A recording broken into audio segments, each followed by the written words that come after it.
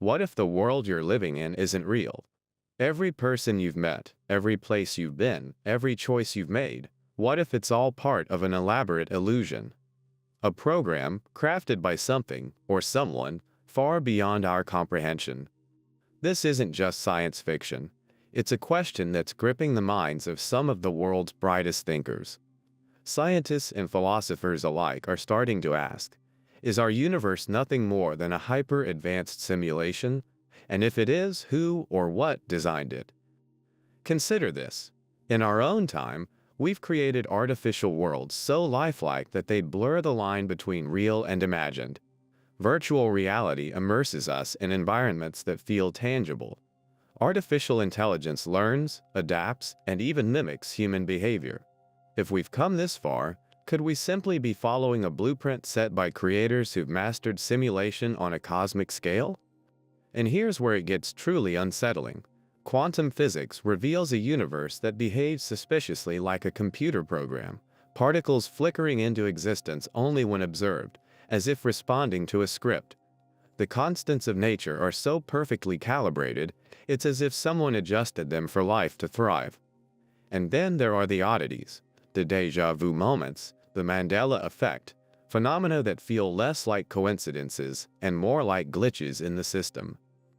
In this video, we're diving headfirst into simulation theory.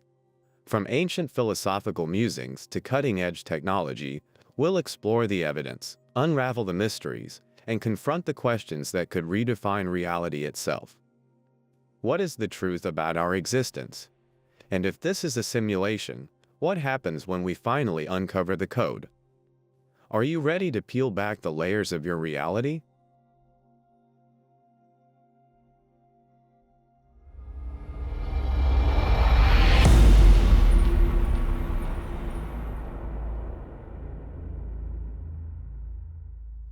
The idea that reality might be an illusion isn't a novel concept.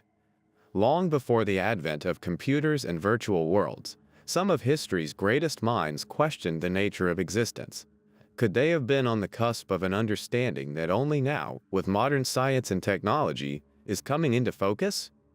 Take Plato's allegory of the cave. In this story, prisoners are chained in a dark cave, staring at a blank wall. Shadows, cast by objects behind them, are the only reality they know. Now imagine one prisoner breaking free, stepping out of the cave, and seeing the real world for the first time. The blinding light, the colors, the depth, everything he thought he understood would collapse. Plato's allegory challenges us to ask, what if our perceived reality is just shadows, and we, like the prisoners, remain unaware of the truth? The questions don't stop there. In ancient China, the philosopher Zhuangzi told a story about a dream. He dreamt he was a butterfly soaring freely. But when he woke, he was haunted by a question. Was he Zhuangzi dreaming he was a butterfly, or a butterfly dreaming he was Zhuangzi? This simple yet profound anecdote forces us to confront a possibility that the boundary between dream and reality, or simulation and existence, might be thinner than we think. Fast forward to the 17th century, and we encounter René Descartes, the father of modern philosophy. Descartes posed a chilling scenario. What if an evil demon were deceiving us, manipulating our senses to make us believe in a completely fabricated reality? His radical doubt led him to the one thing he couldn't deny, his own consciousness. Cogito, ergo sum. I think, therefore I am. Today, Descartes' demon could be likened to the programmers of a simulation, controlling every aspect of our perceived reality. But these aren't just abstract thought experiments. Modern science and technology are now giving these ideas a new, tangible edge. Enter Nick Bostrom's simulation argument. Bostrom proposes a probabilistic framework. If advanced civilizations exist and possess the technology to create hyper-realistic simulations, and if they have the desire to do so, then there would likely be billions, if not trillions, of simulated realities. Statistically speaking, it would be far more probable that we are in one of these simulations than the one base reality. Still, the fascination with simulation theory isn't just driven by philosophical rigor. Some point to the strange and unexplainable phenomena in our daily lives as evidence. Take the Mandela effect, for instance. This phenomenon occurs when large groups of people remember events differently from how they are officially recorded. Some swear they remember Nelson Mandela dying in prison in the 1980s, even though he lived until 2013. Others recall slight variations in logos, book titles, or historical events. Could these false memories be evidence of alterations in the code of a simulated reality, like patches or updates in a software program? And then there's déjà vu, the unsettling feeling that you've experienced a moment before, despite knowing it's impossible. Could this sensation be a glitch in the simulation, perhaps an overlap in the system's processing, or a reloaded scenario? Even the dream world offers intriguing clues. In lucid dreams, individuals become aware that they are dreaming and can even control their actions, shaping the environment around them. Isn't this eerily similar to the way we manipulate virtual worlds in games and simulations today? Religious and spiritual traditions, too, have their own echoes of simulation theory. Hinduism speaks of Maya, the cosmic illusion that veils the true nature of reality. In Buddhism, the concept of samsara describes a cycle of birth, death, and rebirth, trapping beings in a kind of matrix until they achieve enlightenment. Are these ancient teachings metaphorical precursors to our modern understanding of simulations? Whether we're talking about ancient philosophy, strange phenomena, or cutting-edge science, the evidence keeps pointing to the same unsettling possibility, that what we call reality might be anything but real. Yet this is just the beginning. As technology advances, we're not only questioning reality, we're starting to build simulations of our own. If the idea of living in a simulation feels like science fiction, advances in technology are bringing it closer to the realm of possibility. From artificial intelligence to virtual reality, and now quantum computing, we are inching closer to creating simulated worlds so sophisticated they might rival, or even surpass, our understanding of reality itself. Let's begin with quantum computing, the frontier of computational power. In 2024, Google unveiled Willow, their latest quantum chip, which has shattered expectations in the field. Willow's capabilities are staggering. It performed a computation in under 5 minutes that would take one of the world's fastest supercomputers an unimaginable 10 septillion years, a number that vastly exceeds the age of the universe. This milestone is more than a technological feat. It suggests the ability to solve problems and process data on a scale that would once have been considered impossible. Even more striking is Willow's exponential reduction of error rates as the number of qubits increases, a breakthrough that researchers have pursued for nearly 3 decades.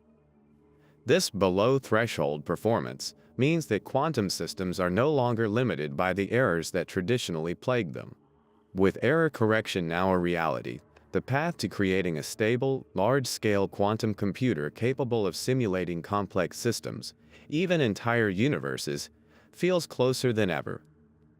Imagine a computer capable of simulating every particle in a galaxy, every interaction, every event. Willow's achievements hint that such a machine isn't just theoretical, it's on the horizon. If we could create a simulation of this magnitude, why should we assume that someone, or something, hasn't already done the same? Quantum computing is just one piece of the puzzle. Artificial intelligence has been revolutionizing how we create and interact with simulated environments. AI systems like GPT and AlphaGo don't just replicate human behaviors, they exceed human capabilities in learning and strategy. Now, AI-driven simulations can model everything from climate systems to virtual societies. These simulations grow more sophisticated every year, suggesting that the leap from modeling simple processes to entire realities isn't far off. Take video games as an example. In games like The Sims or open-world environments, AI controls non-player characters, NPCs, that can respond to a player's actions in dynamic and realistic ways. As these systems improve, the line between NPCs and conscious beings grows blurrier. Could we, like those NPCs, be actors in a simulated world, unaware of the system dictating our reality. Virtual reality, VR, and augmented reality, AR, are also playing pivotal roles in reshaping our perceptions of reality. Modern VR systems can trick your senses, immersing you in experiences that feel entirely real.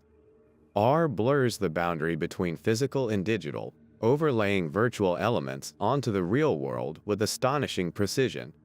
The more convincing these technologies become, the harder it is to dismiss the idea that our reality could be just another layer in a simulation. These technologies don't just push the boundaries of what we can create, they challenge the very foundation of what we consider real.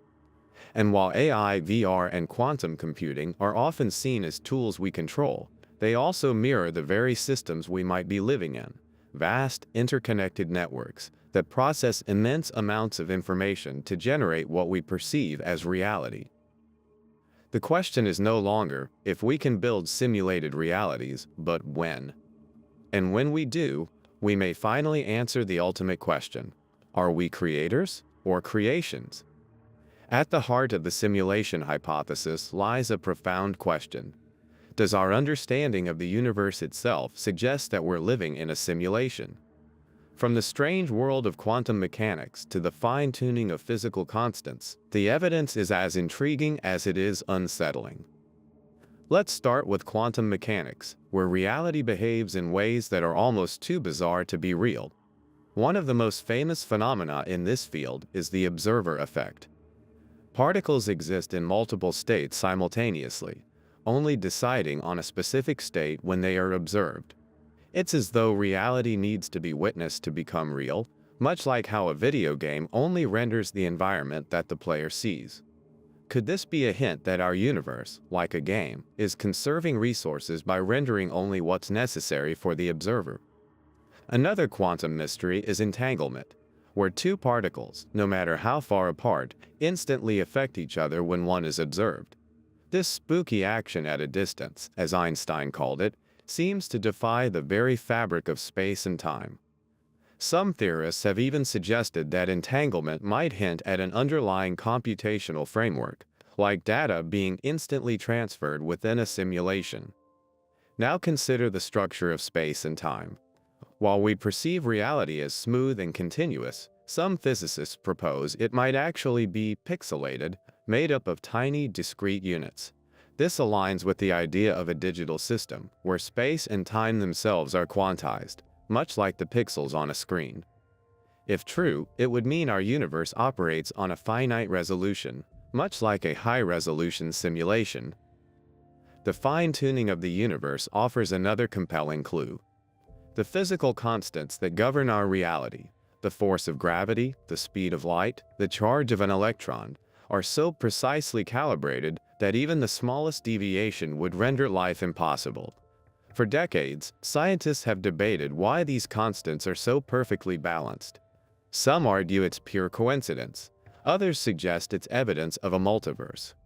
But in the context of simulation theory, the fine-tuning could be deliberate, a sign that the parameters of our universe were set by its creators, much like we set the rules in virtual worlds we design. Then there's the peculiar nature of information in the universe. Information theory has revealed striking parallels between reality and computation. For example, the laws of physics can be expressed as mathematical equations, rules that seem to dictate how the universe behaves. Some scientists suggest that this mathematical structure could be evidence that reality itself is a program, governed by a set of computational rules. Recent developments in information theory have even proposed that the universe prioritizes information optimization. This second law of infodynamics posits that reality is structured to maximize information processing, much like an advanced computer system. If the universe operates as an information processor, it strengthens the argument that our reality could be a highly sophisticated simulation. Even the origin of the universe itself, the Big Bang, can be reinterpreted through this lens. Often described as the moment when the universe began, it could instead represent the moment when the simulation was initialized. Like pressing start on a program, the Big Bang might have been the system booting up, setting the stage for the reality we experience.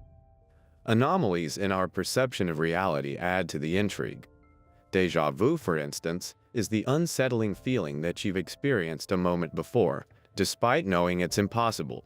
Some theorists propose it could be a glitch in the simulation, a brief overlap or error in the system. Similarly, the Mandela effect, where large groups of people remember events differently than recorded history, could be interpreted as evidence of changes in the program, like a patch or update altering the code. These phenomena may not prove the simulation hypothesis, but they challenge our understanding of reality in ways that align with its principles. And as our technology advances, the systems we build increasingly resemble the universe we're trying to understand. So, are we living in a simulation? While definitive proof remains elusive, the clues from quantum mechanics, cosmology, and information theory suggest that the question itself is not only valid, but perhaps inevitable. Our universe behaves like a system designed with intention, operating on rules that feel less like natural laws and more like the algorithms of an unimaginably advanced program. If that's true, then understanding the nature of our existence might come down to a single question: who or what wrote the code?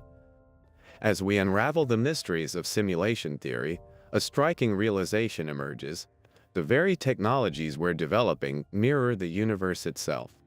From artificial intelligence to virtual environments, our creations increasingly resemble the systems that simulation theory suggests might underpin reality. Take artificial intelligence, for example. AI has progressed from performing simple tasks to creating intricate simulations, managing virtual environments, and even generating lifelike characters. In modern video games, AI powers non-player characters, NPCs, that learn and adapt based on player interactions. These NPCs exist within their own limited realities, unaware of the broader system shaping their world. Now consider this: if we can create lifelike simulations, could we ourselves be NPCs in an even grander simulation, unaware of the system defining our reality? Virtual reality, VR, offers another compelling parallel. Early VR systems were rudimentary, limited by clunky hardware and simplistic graphics. But today, VR environments are so immersive that they can trick the senses into believing they are real. Users can touch, hear, and even feel the virtual world as if it were physical. As VR continues to evolve, it's not hard to imagine a future where simulated environments are indistinguishable from actual reality.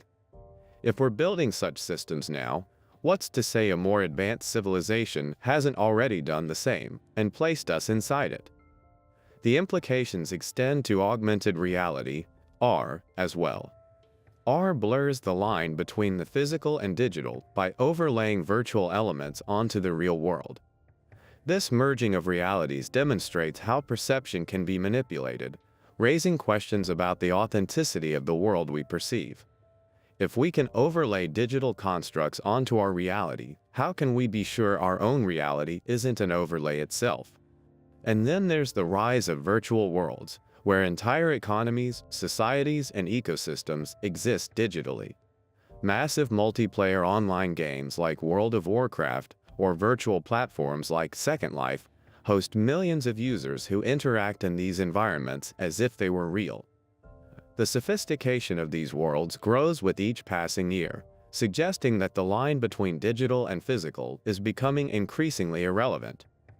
Our own advancements in computational modeling also play a role.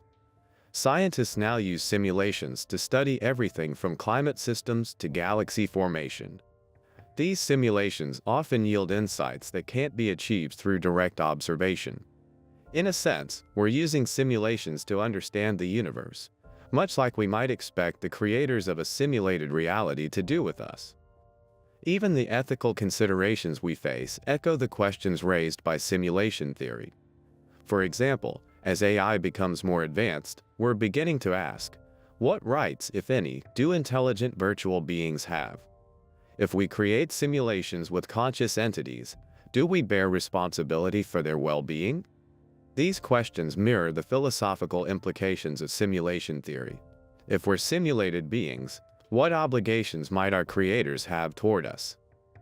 The parallels between our technological advancements and the principles of simulation theory are impossible to ignore.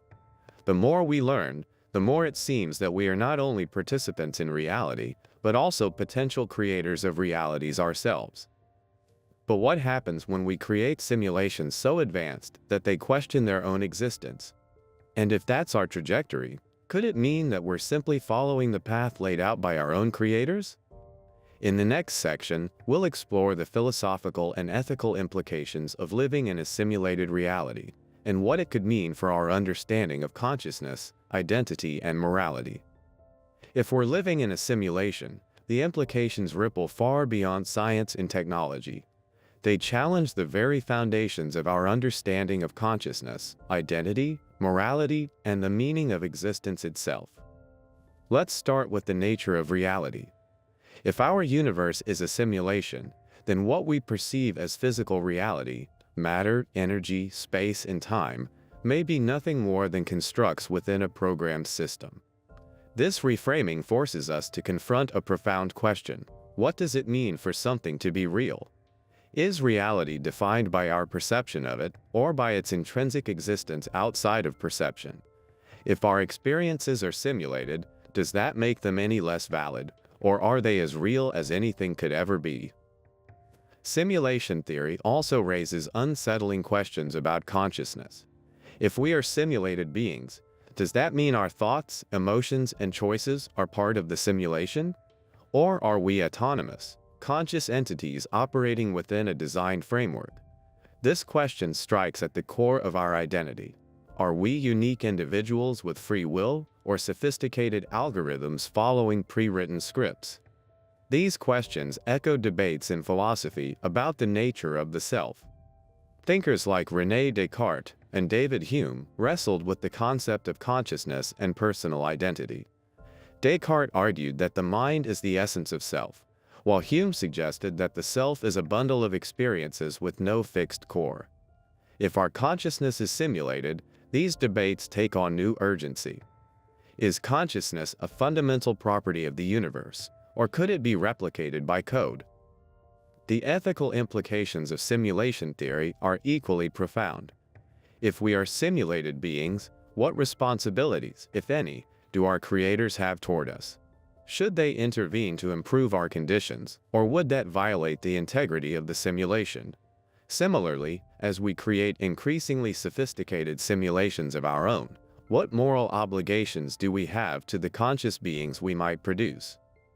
Consider the thought experiment of simulated suffering. If simulated beings are capable of experiencing pain and joy, should their creators strive to minimize suffering within the simulation? Or is suffering an unavoidable byproduct of creating a rich and complex reality? These questions mirror debates about artificial intelligence and the ethics of creating machines that can think and feel. Then there's the question of purpose. If our reality is a simulation, why was it created? Is it an experiment, a game, or an educational tool for its creators? Are we the central focus of the simulation, or are we incidental to a larger objective? And if the simulation has a purpose, what does that mean for our understanding of meaning in life? Simulation theory also challenges traditional notions of morality.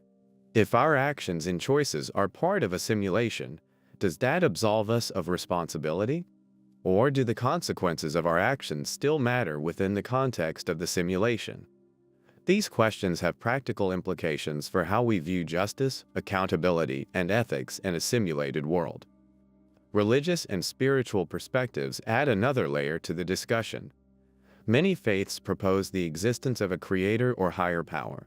If the simulation hypothesis is correct, could the creators of our simulation be the entities we've long referred to as gods? This reinterpretation doesn't necessarily conflict with spiritual beliefs, but reimagines them through a technological lens. Finally, there's the existential question of discovery. If we were to prove that our reality is a simulation, how would humanity react? Would it lead to despair, knowing that our existence is artificial? Or would it inspire a sense of wonder, offering a new perspective on our place in the cosmos? Living in a simulated reality doesn't diminish the importance of our experiences, relationships, or aspirations. If anything, it elevates them.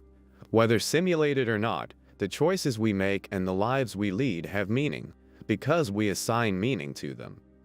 In the end, simulation theory isn't just about uncovering the truth of our existence. It's about grappling with what that truth means for how we live, think, and connect with one another. If the simulation hypothesis is true, how would we go about proving it? The quest for evidence is as much a scientific and philosophical journey as it is a technological challenge. While no single piece of evidence can confirm we're living in a simulation, there are tantalizing clues that point us in that direction, and tools that might one day provide definitive answers. One potential avenue lies in the study of quantum mechanics, particularly phenomena like the observer effect and quantum entanglement. These behaviors seem to suggest that reality doesn't exist independently of observation, much like a program that only processes data when prompted. If our universe operates under similar principles, it might indicate an underlying computational framework. Scientists are now exploring whether these quantum behaviors could be tested further to reveal the architecture of reality. Another approach involves looking for limits within the universe. Just as a video game has boundaries, hidden edges where the programming ends, our universe might exhibit similar constraints.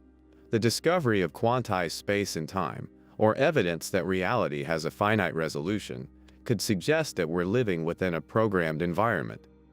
Efforts like the study of cosmic microwave background radiation could reveal patterns indicative of a simulated system. The search for glitches or anomalies in reality also continues to intrigue researchers. These could take the form of inexplicable natural phenomena, inconsistencies in physical laws, or even patterns in randomness that hint at underlying design. For example, some theorists have proposed searching for signatures in the universe's mathematical structure that might indicate intentional coding. But what if the evidence isn't hidden in the fabric of the universe but in ourselves? Neuroscience and cognitive science might offer insights. For instance, the way the human brain processes information, using predictive models to interpret sensory input, mirrors the mechanics of machine learning and simulation.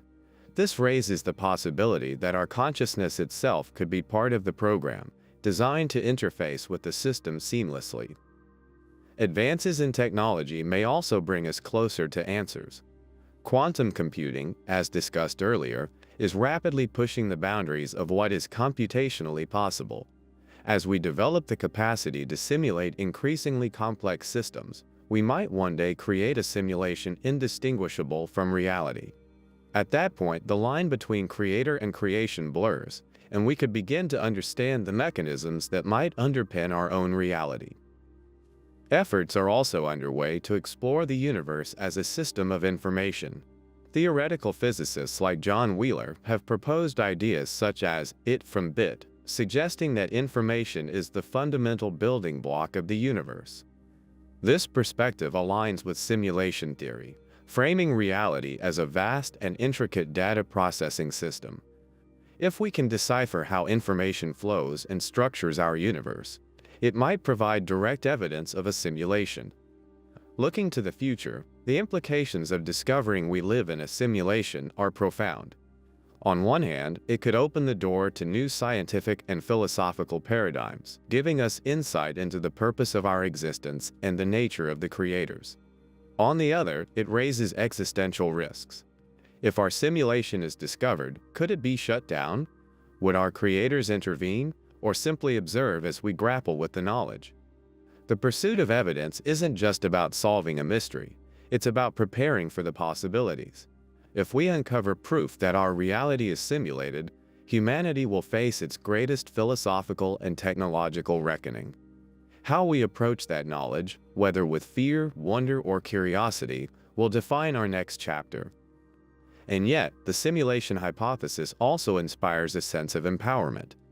Whether or not we live in a simulation, our ability to ask these questions, explore these possibilities, and push the boundaries of our understanding is a testament to our ingenuity.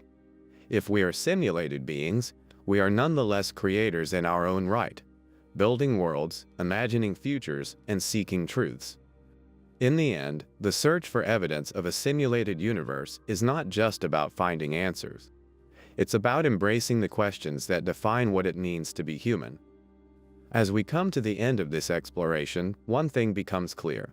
The simulation hypothesis isn't just a question of science or philosophy, it's a lens through which we can reconsider everything we think we know about reality.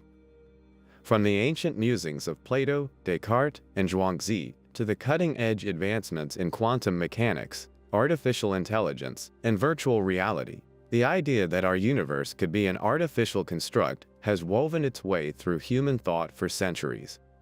Today, it has become more than just a thought experiment. It's a hypothesis that demands serious consideration.